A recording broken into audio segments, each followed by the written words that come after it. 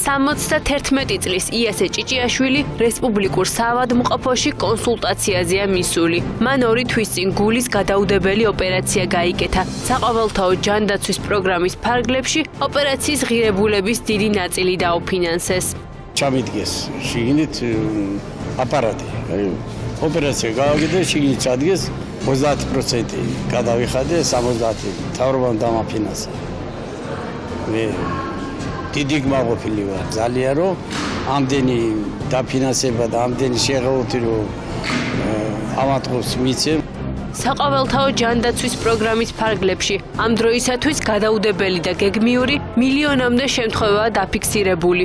პროგრამის ამოქმედებიდან 2 წლის შემდეგ კლინიკებში აცხადებენ, რომ სხვადასხვა ტექნიკური ხარვეზი თითქმის სრულად აღმოფხრილია. სამედიცინო პერსონალი მოსახლეობისათვის ხელმისაწვდომობისა და არჩევანის ზრდაზე საუბრობს.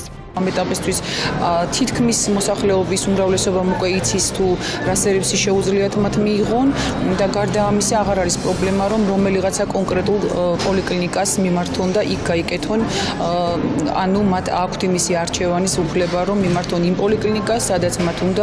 სამედიცინო მომსახურებაზე ხელმისაწვდომობის ზრდას მიიჩნევენ პროგრამის მთავარ მიღწევად ჯანდაცვის სამინისტროშიც, თუმცა აცხადებენ, რომ არსებული სისტემის გაუმჯობესებაზე მუშაობენ.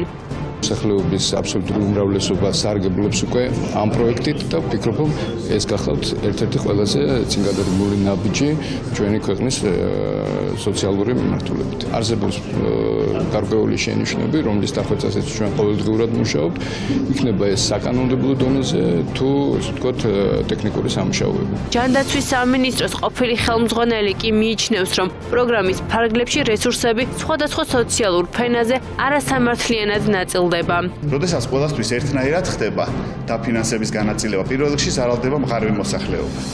ამიტომაც ხშირად, როდესაც ჩვენ საუბრობთ უნივერსალურ ჯანდაცვაზე, უნდა ვიფიქროთ, როგორ აისახება ეს საყოველთაობა იმ მოსახლეობის ნაწილზე, ვინც დღეს სიღარიბის ზღვარს ქვემოთ არის.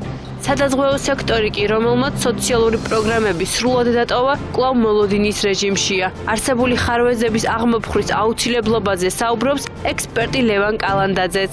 როგორც შარშან წელსაც საუბრობთ გამტარუნარიანობაზე, სამედიცინო ხარისხის, სამედიცინო სერვისების ხარისხზე, კვალიფიკაციის მუდმივი ზრდის აუცილებლობაზე და რაც მთავარია მედიკამენტოზური უზრუნველყოფის კომპონენტზე პროგრამის ფარგლებში. ეს აფერხებს დღეს მაგალითად კერძო დაზღვევის განვითარებას, იმიტომ რომ ადამიანებმა არ იციან ხვალ რა იქნება, ამიტომ უნებრივია ერიდებიან კერძო დაზღვევის დამატებითი პროდუქტების ყიდვას. საყოველთაო ჯანდაცვის პროგრამის ფარგლებში ამ დროისათვის 3 მილიონამდე ბენეფიციარია დარეგისტრირებული.